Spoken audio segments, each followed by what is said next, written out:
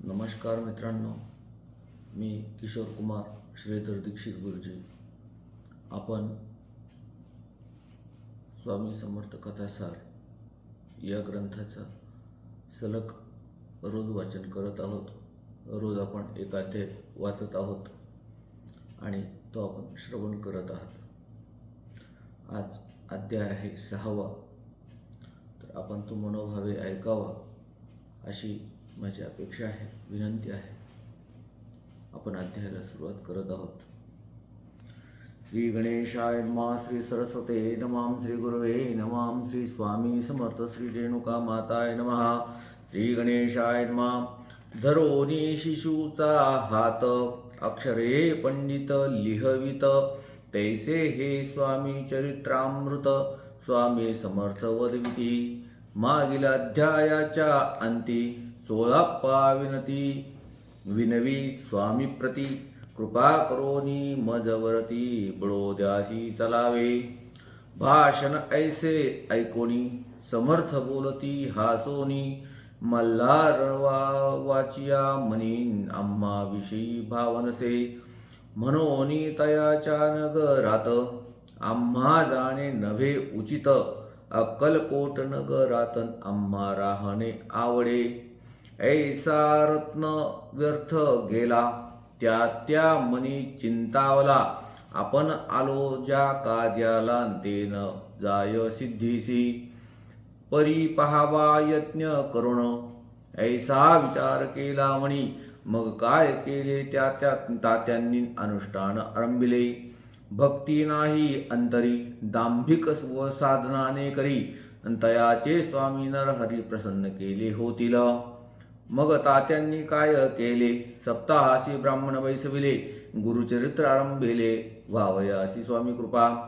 परिदयाच्या वाड्यात कधी न केले समर्थ, तात्या झाला व्यग्रचिंतन, काही उपाय सुचेना.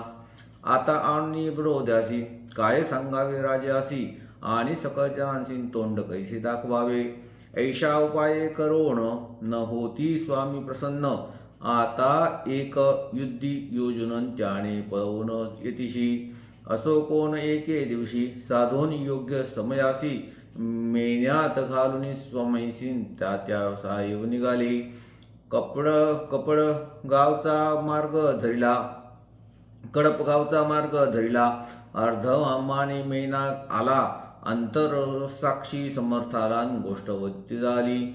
मेण्यातून उतरले, मागून अक्कलकोटी आले, ऐसे बहुत वेळा घडेल हाही उपाय खुंटला. मग पुढे राजवाड्यात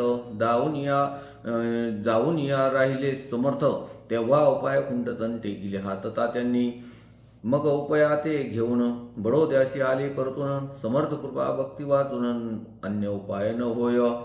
परी मल्हारराव नृपती, प्रयत्नारंभती पुढती, सर्वात त्रासी विचारितीन कोण जाता स्वामीकडे. तेव्हा उमाराव यशवंत तयाचे नाव, नृपकार्याची करुणी धावन, आपण पुढे जाहला.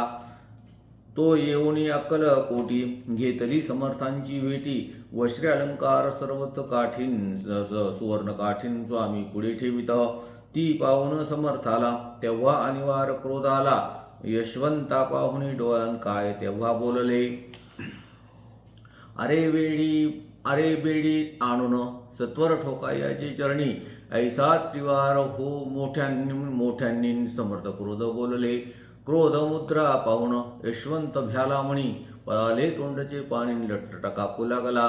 मग थोड्याच दिवशी आज्ञा झाली यशवंतासी, सत्वर यावे बडोद्यासी, तेथील कार्यासी सोडोनी. साहेबा विषप्रयोग केला, मल्हाररावांवरती आळा आला, त्या कृत्या माझी यशवंताला गुन्हेगार लेखिले. हाता पाय बिडी पडली, स्वामी वचनाची प्रचिती आली, अघटित लीला दाखविली, ख्याती झाली सर्वत्र. श्री स्वामी चरित्र सारामृत, नाना प्राकृत कथा संमत, सदा भक्त परिसत, षोडशाध्यायः गूढाः इति श्री स्वामी चरित्र सारामृत षष्ठोदशाध्यायः समाप्तं. शुभं भवतु. मित्रांनो, आज हा 6वा अध्याय सारामृताचा आपण कथन केलेला आहे.